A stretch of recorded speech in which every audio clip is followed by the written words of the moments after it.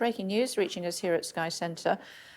Several letters of no confidence in the Prime Minister have been submitted yesterday as a result of that vote. I'm guessing it was after the vote. It hasn't yet been cleared on that. Our political editor, Beth Rigby, telling us, despite the Prime Minister's victory yesterday, so it was afterwards, in staving off a rebellion and getting his Rwanda bill through the Commons, it appears the rebels have not all been appeased. Total number of letters having been submitted at any one time remains confidential until the threshold triggering a leadership contest is crossed. So what is that? Well, it's 15% of the parliamentary parties to submit a letter for a leadership contest. Several more letters have gone in, Amanda.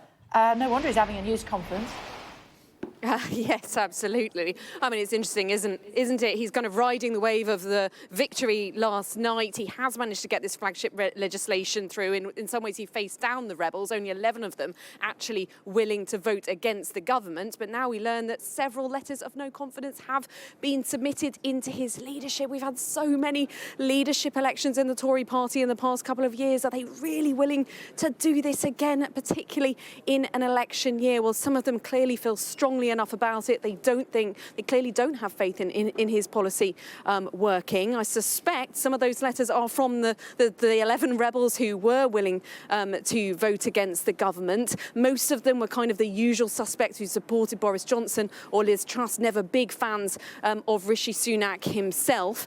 But of course, we don't know who those letters are from at the moment, unless any of them are willing to come out and tell us who it is. But for the Prime Minister, it's an uncomfortable reminder that yes, he may have won the day ultimately last night, but fundamentally his leadership is on very shaky ground.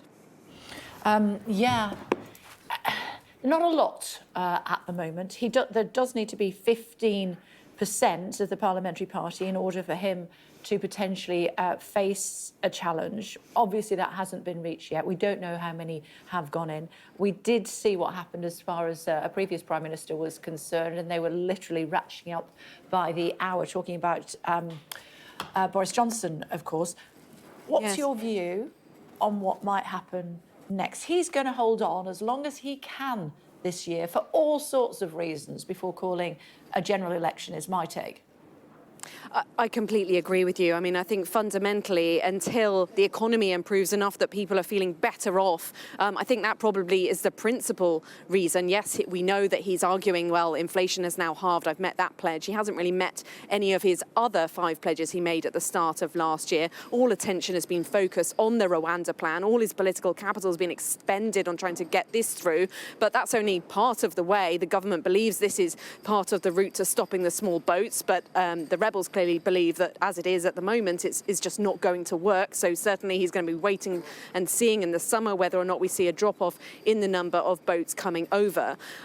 One other comparison, I think you mentioned Boris Johnson there. Of course, with Theresa May, she did win confidence vote in the Commons, but then ultimately the number of letters coming in clocked up so high that she did end up having to go. So it's a slippery situation. I think most in the Tory party, particularly the One Nationers, that's the last thing that they'll want to see. But clearly there is a strong hardcore of opposition, and the scale of that now we know is at least around 60 who are at least willing to vote against the government on those amendments, even if not ultimately to vote down the bill. But we'll find out when the number of letters reaches that level. Until then, we won't know exactly how big that opposition is. OK, how cold is it there? It must be pretty chilly inside, but how cold is it outside there? Yeah, it's pretty chilly. I think it's about -3 or something. I think you might be able to see my breath. Oh, goodness me. I'm happy where I am for now. Thanks very much indeed.